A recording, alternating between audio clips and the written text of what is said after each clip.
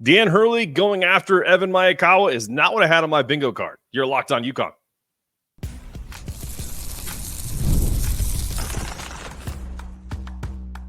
You are Locked On UConn, your daily podcast on the UConn Huskies, part of the Locked On Podcast Network, your team every day.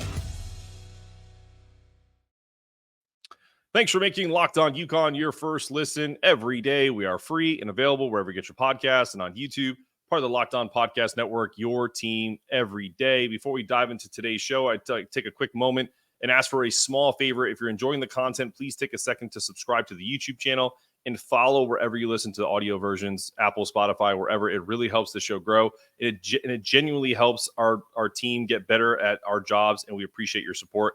Every follow, subscription, download not only helps build our UConn Locked On UConn community, but it also generates more revenue for UConn NIL and the initiatives there. There's also something else I'm excited about. I'm donating 10% of all revenue to Husky Ticket Project.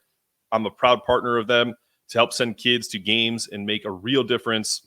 Thank you for being a part of this Locked On UConn journey with me and for making Locked On UConn your first listen every day. Today's episode is brought to you by Game Time. Download the Game Time app, create an account, and use the code LOCKEDONCollege for $20 off your first purchase. Okay, let's get into it. If you didn't see and you live under a rock, Dan Hurley retweeted Fran Fraschella's tweet about analytics referencing Evan Miyakawa and his preseason rankings. Well, in a very unexpected turn of events, but also very predictable, Dan was miffed by Evan's rankings, and we bring in Evan Miyakawa now. Let's do it. Evan, let's get you unmuted there. You're a data scientist. You have a PhD in statistics from Baylor. You're super well respected along the college basketball analyst world. I reached out to you probably a couple months ago. So can you share your initial thoughts on what you saw or what you felt after Dan Hurley called you out and really kind of answer the question that UConn fans wanted, which is, where did you have him? Where did you have us in the last 2 years, the previous 2 seasons? Yeah, we've been talking about doing this podcast for a while, and I don't think any of us had an idea till yesterday that this would be the opening topic here. I mean, I took it in stride. It was very funny to me. Yeah, if you're the head coach of the back-to-back reigning national champions, anywhere other than number one is going to feel absurd to you, because until you don't win a title, why would anyone have any reason to doubt you, right? So, I think he's taking a dig at me, but also just generally everyone who doesn't have UConn at this point is just kind of sitting on top of the mountain, right? So last year I had them ranked 6th in the preseason, which was the exact same as the AP poll. So not different than what other people were thinking at all. And I think that was reasonable given that they lost, Jordan Hawkins and Andre Jackson and that sort of thing. And it wasn't like the season before that they were a 1 seed or anything. They had a really, really good tournament. It was very obvious by the end of the year that they were the best team, but we weren't necessarily thinking that the whole year. The season prior, the first year they won that national championship, I had them ranked around 30th in the preseason, and that seems low given that they won the whole thing.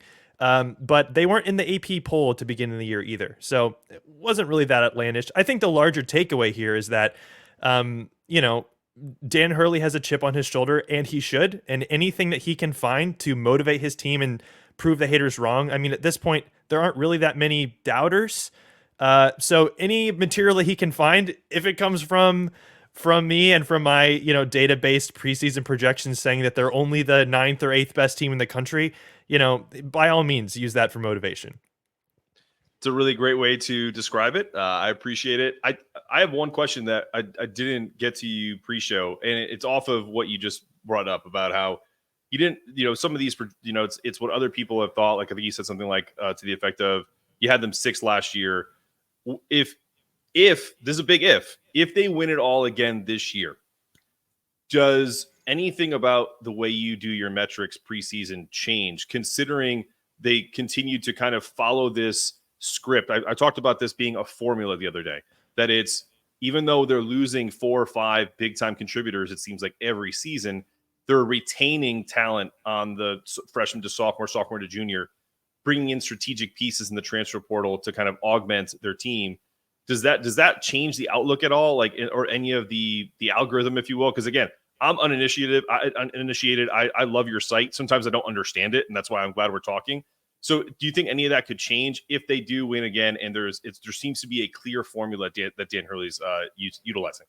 Yeah, I think there's a couple of factors to this. I think large or big picture here, UConn is exactly nailing how you should be building rosters in the modern portal era. I did a study earlier this summer, basically looking at, there's a lot of different places that people can get players from nowadays. You can get them from the transfer portal, you can get them from the high school ranks, you can re-recruit your own guys and keep them to stay for multiple years. What is the best way to do it? And basically, UConn kind of is the model. Obviously, there's a lot of other factors that lead to them being arguably the best program in America right now. But generally speaking, what you want to have is you want to be getting a lot of key guys to return from your previous season and then fill a couple of the key losses with transfers or high-level freshmen who are going to fill in those gaps, but not necessarily over-relying on those new pieces. And so I think that's what we saw last year with guys like Tristan Newton and Donovan Klingon and Alex Caravan returning. That was huge for UConn, and that's the bulk of why they were successful last year. But then you get transfers or freshmen in, like a Steph Castle, for example, who's going to raise the level. That's kind of the sweet spot where you want to be. And so I don't see any reason why UConn isn't going to continue doing this forward, and I think a lot of other teams are trying to copy them. Now, the reality is that there's only one team that wins this at the end each year, and so you could have multiple teams who are good enough to win it and then don't. And so if UConn, let's say they get to the Final Four this year and then they lose instead of winning the whole thing, should that really dramatically change their outlook for next year? Probably not, because at the end of the day, the tournament is such a small sample size, and obviously the best teams play their best ball at the end of the year. But you look back a couple years previous, and Purdue was one of the best teams in the country. They lost their first game of the tournament to FDU. Obviously, there are some major issues with that, but you don't blow that out of proportion. The next year, they're in the national championship because their team was still really good, and they had almost all of their guys coming back. They had the best player in the sport coming back. So, a lot of it kind of balances out that way. I think maybe the larger question mark, though, is, and part of maybe why my model doesn't have UConn in the top 5, is because the new pieces that they're bringing in, specifically from the transfer portal, guys like Aiden Mahaney and Terrace Reed, I don't personally have them as high as probably where the UConn staff is evaluating them. And I think the reality, though, is if those players had gone to a different school, we would not be as excited about them as if they're at UConn, because UConn has had an incredible track record in basically getting the pieces that they get through the portal or through the high school ranks to kind of outperform where everyone else thinks they're going to do. Cam Spencer was amazing last year. I think everyone expected him to be good, but I think UConn really brought the best out of him. And if he had gone to a different school, he probably wouldn't have been as good. So I do think there is kind of an underlying current now of like every player that Dan Hurley recruits, you almost kind of think, okay, maybe actually this player's better than we thought they were. So there's kind of this like secret magic sauce going on behind the scenes that you can't really quantify through data, if that makes sense. Yeah, no, it's a great point. And I'm glad you brought that up, because they do have this kind of crazy track record. I mean, think about the players that they've brought in outside of just the obvious ones like Cam Spencer. Tristan Newton was a consensus All-American last year. He was playing at ECU before he got to UConn. Then you have someone like Hassan Diarra, turns into a sixth man of the year, was a bench player at Texas A&M, and now potentially is looking maybe at an All-Big East season this year. So you're 100% right, and I think that's where people get a little in their feelings, they get a little hurt and stuff like that, and I totally understand. When we return with Evan, I got some great fan questions. Some are funny, some are actually wanting to learn more about how they get into the analytics world and follow it better. So when we come back, we're going to pay a couple bills with Evan Miyakawa coming back after this. What's up, UConn fans? We're talking about Game Time. You know the app. It's the best place to buy tickets. You get your price guarantee no matter what. It's easy. You know you're going to get a great deal. Plus, the app shows you your view from your seat before you buy, so you know exactly what to expect. Don't worry about changing plans either. Game Time lets you buy tickets even right up to the game, even after the game has started. So download the Game Time app, create an account, and use the code LOCKEDONCollege for $20 off your first purchase. Again, that's code LOCKEDONCollege for $20 off. Get in the game with Game Time.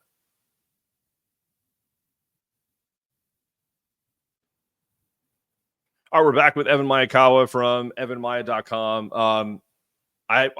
as soon as you confirmed that you were going to be on the show, I went to the powers that be in the Twitterverse of UConn, which is a crazy place. So I'm sure you're finding out for basically a fan mailbag, and I want to kind of read some to you now. So for the first one, this is actually from, I believe it's from Little Red. He said, to the uninformed fans or fans that aren't familiar with your work in analytics, what makes your system different? Yeah. So, there's a couple different well-known analytics websites out there. The most commonly referenced one is KenPom. He's been around for multiple decades at this point, and he does great work. I think what really separates me from him and from others is that a lot of my analytics are more player evaluation focused than most. So most websites are really focused kind of at the team level. How good is the team, offensive and defensive efficiency, things of that nature. And mine certainly still carries all of that stuff, but it starts at the player level. So I have this player evaluation metric called Bayesian performance rating that basically what it does is it takes all the different information we have about a single player, their individual box stats, maybe their evaluation coming out of high school, how they performed in previous seasons, how they're actually impacting their team's performance while they're on the floor, and it incorporates all those things to get an offensive and defensive number for each player that basically tells you on a per possession basis how valuable this player. And so one of the nice things about this is you can find stat stuffers towards the top, of the leaderboard, like a Zach Edey or something like that. But you also can find players who maybe aren't traditionally seen as being like the alpha on a team, but when they are on the court, they dramatically shift their team's chances of winning that game. So, for example, a player I had ranked really highly for the multiple years he was at UConn was Andre Jackson. Andre Jackson was never the focal point of that team, but I consistently had him as like a top 10 player in the country because the night and day difference between how well the team was playing with him, without him was huge. And his individual contribution on the stats side was enough to also suggest that he was going to be a great player for them going forward. Last year, I had Donovan Klingon second best in the entire country for pretty much the whole year behind Edey on a per possession basis because, man, UConn was just such an elite team with him. And without him, they just weren't the same. So when you then take that and you pull it up to the team level, you get a lot more accurate, both in the preseason and during the season, in terms of evaluating how talented is this roster, how are the pieces meshing together, and then ultimately that kind of then feeds into several other parts that focus on the team level as a whole, yes, but also lineups. So I do a lot of lineup analysis on my website, looking at how certain groups of players, 5 players, but even 2 or 3 players play together, and how are they predicted to do going forward. Those are the main pieces that kind of separate me from what other people are doing. I love it. This is actually a question that I was going to ask regardless, but I did get this question. How does your system evaluate incoming freshmen? I love this question. It is very hard to, in the preseason before any college ball is in played, to predict how good a freshman is going to be. So much of it is subjective based on watching film. And there's not really a great way to aggregate high school statistics in a way that kind of standardizes across all the competitions and can equally say like, well, this player scoring 20 points per game is the same as this player scoring 14 at this other school. It's very hard. There are certainly ways to do it, but the most accurate way of getting a projection for a freshman is more or less based on consensus recruiting rankings. Now, these rankings are very flawed in a lot of ways because a lot of them are kind of based more on NBA potential than college potential, but it's still one of the most accurate ways of getting kind of a baseline for how well that freshman's going to do. So the main way that I get a projection for a freshman, especially before they've started playing at all, is basically looking at other players in previous seasons who had a similar recruiting profile coming out of high school, and then seeing how well those players actually performed according to my metrics in their first year in college. And then you kind of get a baseline projection for how good they're going to be. And one of the interesting takeaways with this is, in general, top 25 freshmen typically are often really hyped going into the year. And oftentimes we see several of those players be really good, but we don't actually know who those players are going to be because a lot of times you have just as many flops as you have successes amongst top tier freshmen. And so a lot of times when you look at a projection for, say, a Liam McNeely, for example, he's going to be ranked probably a little bit lower nationally or within the UConn roster than people might expect. And that's because based on players with his kind of recruiting hype coming out of high school, that's roughly around where they finished. But the reality is he could be way better than that. He could also be way worse than that. So you kind of don't know. Fair enough. This is also, this was a question that I got to chuckle at. And we're not even at the funny ones yet. This is still a pretty serious question, but still at the same time, I know what the intent of this question is. This is a straight up question from fans. There are teams that consistently underperform despite high level recruiting. Why do you keep ranking them so high? Yeah, I'm sure every UConn fan can kind of feel that, their team is just so much better than everyone else because no one else can exactly do what UConn is doing right now. And I think that's totally fair. I mentioned the Purdue example earlier in the sense that you shouldn't overreact to one game in March. Certainly those games should carry more weight than like a regular season game. But we shouldn't have massively rewritten Purdue's season or at least their future prospects based on having one bad game against a 16 seed. Obviously, it was an atrocious game, and that did affect their projection for the upcoming season slightly. But they went on to, go all the way toe-to-toe and almost win the national championship, right behind UConn. And so I do think really, from a fan level perspective, we mainly just care about how well does your team do in March Madness? Did you make a Final Four? Did you make a national title? But a lot of times those factors aren't quite as predictive of next season's success in the regular season or postseason as you might think they would be. So an example last year is actually, some of those teams that were really successful were Florida Atlantic, San Diego State, and Miami, who all made a Final Four. You would say they had tremendous seasons because they made that Final Four, but their regular season success didn't necessarily indicate that they were going to be elite teams the next year. And so I had them rated a lot lower, actually, in the preseason compared to the AP poll and other consensus human rankings because my computer model wasn't overreacting to them winning 4 games in a row. And they all were, not that great last year compared to where people thought they might have been. So I think that just kind of shows that my model doesn't really overreact to either direction. Getting really hot and winning 4 or 5 games in a row or losing your first game. It's kind of more the accumulation of work that kind of goes into that next season projection, if that makes sense.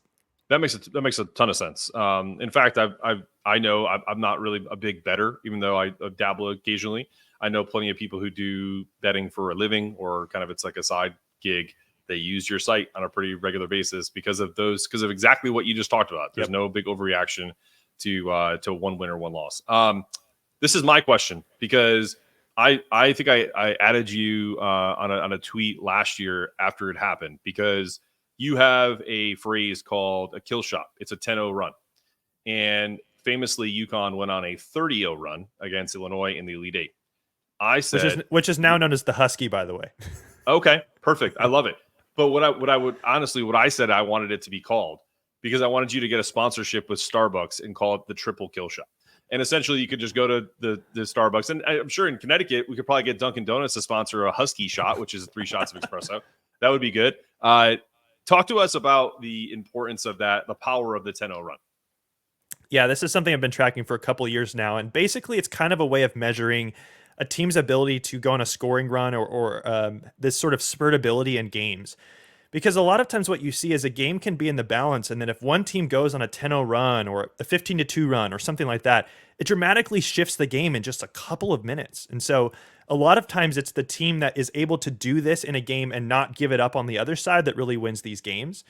And so, a team like UConn, I mean, that's part of why they were so successful, especially in the tournament, is because a game might be hanging in the balance, like in their Elite Eight game against, I think, Illinois. And then all of a sudden, 10 minutes of game time later, they're up by 30 points because they just couldn't be stopped. And so there is a predictive element to this where if you look at teams that consistently go on these, there's lots of different ways of quantifying a run. I found 10-0 to be one of the most simple ones because it's easy to kind of track when you're watching. So these 10-0 runs or better, looking at the teams who do these consistently and then also don't give them up on return often tend to be some of the best teams in the tournament. And, you have other teams that are kind of often go on these runs, but give them up as well. And that means that the games are just kind of topsy-turvy. It could kind of go either direction, and you never really know exactly what the end result of the game is going to be until it's over, because at any point the team could go on a 15-0 run and then give up a 12-0 run, and it's just back and forth constantly. And you also have teams that are kind of on the opposite side where they don't have the ability to put teams away like that, but they're also super solid in that they don't give up these runs either. And so oftentimes these games are more grinded out affairs where you hoping to win by 2 or 4 or 6 points. all of these things are very interesting to track during the season, and you can, follow that for the upcoming season on my site and on Twitter for sure. Yeah, and I think it's worth noting that UConn was able to do both of those things, and it's what made them so special last year is that they would not only go on these 10-0 runs, but they would actually not allow teams to score for long stretches as well. So that elite offense and defense was evident too. All right, I got one funny question from Big Larry. Everyone knows who he is. If you don't know who he is, he's one of the Twitter captains, if you will, or we call him the captain. Brace yourself.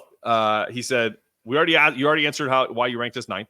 He said, why do you hate America and puppies and Reese's peanut butter cups and UConn?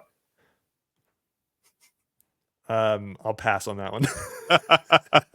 I don't hate any of those things. No, I know. And Larry is a great guy. He it's always in jest and fun. And this is another fun question from him. Do you think the Yankees are fascist? I'm a Yankee fan, so you're not going to hurt my feelings if you say yes. I'll say no. Okay. All right. We're having a little fun with Evan. And also, every person that sent me a question literally had a caveat that said, please tell Evan we appreciate his work, and that if this is all in jest, we are supporting our very sensitive coach when it comes to this stuff. And I know that's a big reason why they maybe are piling on. So we're going to take one more break, and we'll get into some unique insights with Evan's analytics coming back after this. What's up, NFL fans? You can start the season with a big return on FanDuel, America's #1 sportsbook. So when you get a hunch in the middle of a game, you don't have to leave the page. You can check out the latest stats, view live play-by-play, and so much more on the same page where you actually place your bets. You'll get started with $200 in bonus bets if you're a new customer, guaranteed when you place your first $5 bet. That's FanDuel.com, America's #1 sportsbook, to get started. All right, we're back with Evan Miyakawa of evanmiya.com. You can get him on Twitter or X at Evan Miya. First off, I want to give you a big congratulations because I know that you, I think it was last year at some point where you basically announced that you have the ability to just do this now and make a living and not have to go back to the corporate world. So kudos to you because it's a fantastic resource. We use it every day. I'm sure tons of teams do. And also, I'll point this out. I guarantee Dan Hurley and his staff use your analytics because you're one of the first people that are first sites that really talked about Donovan Klingon's impact and what that meant to UConn last year. So it'll be interesting to see how they change this year. My first question on this last segment is, what are some of the biggest surprises in the time that you've done this that you've encountered in your data over let's say the past 3 seasons? Yeah, I think that's an interesting question. I think maybe where I'll go with this is less to do with individual things that I've seen in the data or in the teams, and more to do with just kind of behind the scenes, what kind of the reception has been to this and to kind of the analytics movement in general. Because I think a lot of what you've seen is that from a fan perspective, if you aren't already really in the weeds with analytics and with data and things like that, and then you pull up my website or you see a tweet of mine or someone else who's ranking something based on data, you often have a team or a player in mind that you're hoping to see is reflected well. And if they're not, then you disagree with it because, how can a database thing be accurate unless they have placed your team or player exactly where you think they should be? Of course, naturally. Right. But I think behind the scenes, actually what's going on is that coaches are finding more and more that even if data isn't perfect, which it never will be, by the way, data-based analytics, evaluations of teams and players will never be perfectly accurate because number one, it's impossible to predict the future. And number two, there really is an element of expert basketball knowledge that has to go in tandem with some of these database tools in order to kind of get the best overall understanding of what's going on. But I think what people are finding is that more and more you have to rely on these database tools in order to not only kind of make your own opinion more accurate, but also to just make better decisions. And so most of the backlash that I get comes from, fans on their couch who want to see something X, Y, or Z and they don't see it. And that's totally understandable. But I don't actually really get very much criticism at all from coaches because coaches or people who are working with data because they understand how hard it is to actually get a handle on all of this stuff. And so the more advantage that they can gain through things like, database transfer portal rankings, which I have, the better. And again, obviously there's going to be ways that they disagree with it, but if you can take your own opinion and join it with tools like mine, it leads to a better ultimate understanding and evaluation of what's going on rather than if you didn't do it at all. And so I think that's been one of my surprises, is that most of the people that I talk to who are actually have an interest in using this really value it and are, continually trying to understand it better and incorporate it more into what they're doing. And I think that's been really cool to see. Awesome, man. I have a kind of off the cuff question because it's something that we talked about earlier, and you brought up coaches, not really criticizing you, but we'll go back to Dan really quick about this. If this is a big if, it's a big hypothetical. If UConn was to win a third national championship in a row with, again, like we talked about, this like predictable model of, strategic transfer portal pieces, retaining their own players, etc. Would you consider doing kind of like you talked about doing a study? Would you ever like actually study how they go about their evaluation? Because that's something that they really hold sacred, and maybe not publish it, but almost like do it for them to just kind of give them a better understanding of how they're doing the things they're doing. Absolutely. And the reason why is because I can guarantee you that probably 30 different coaching staffs in the country would be trying to do the same thing. If UConn won a third national title in this era of roster turnover and NIL and players leaving and all of this stuff, if they won 3 in a row, especially given the fact that they're not going to be a unanimous, number one team in the country this year, that's a more impressive three-peat than you've arguably seen ever in history. I mean, you look back to some of the most dominant teams, years ago, those John Wooden UCLA teams, obviously extremely impressive, but also they didn't have the struggle that you have today of having to re-recruit your own players and losing them to the portal and having it like, if you look at the amount in which even UConn's roster has changed in the last 3 years, which is not as much as other teams, but it's still way more than a lot of 2 or 3-peat teams in the past have had to deal with. Extremely impressive. So I think if they won a third in a row, everyone would try to figure out what is the secret formula and how is this working for them? Or is it really just Dan Hurley and this coaching staff are just like complete magic? And I think the answer probably falls somewhere in between, because it's very clear that they aren't just looking for the best players. They're looking for the players that exactly fit what they want. And there could be a great player that they decline because that player is going to be great somewhere else, but wouldn't be at UConn. And I think that's one of the hardest things to measure in what I'm doing is program specific stuff. And how much credit do you give to UConn based on UConn's own coaching staff versus, my entire model must be wrong because I'm, underrating them. There's probably some sort of magic in a better sense that they're able to find things that other people aren't. And you have to give them credit for that. And I mentioned this on Twitter the other day. There was a lot of conversation when Dan Hurley was looking at taking the Lakers job of if Dan Hurley left and they had a different head coach, whether they hired from within or whatever, how much of a drop would we see in their performance next year because he's gone? And around that time, I remember a lot of the conversation being like, probably even if Caravan came back, maybe 20th or something. And a lot of that, again, is just attributed to Dan Hurley and the fact that he's on top of the coaching mountain right now. And he's clearly, what he's doing is working. And that would be similarly reflected in my ratings, where if he were not the coach this year, their roster would be ranked, their team would be ranked a lot lower than where I have them. And that's kind of because of this Dan Hurley coaching coefficient that's a part of this model. Yeah, no, I think that's spot on. And I also would say that, I think we've seen this in other forms, right?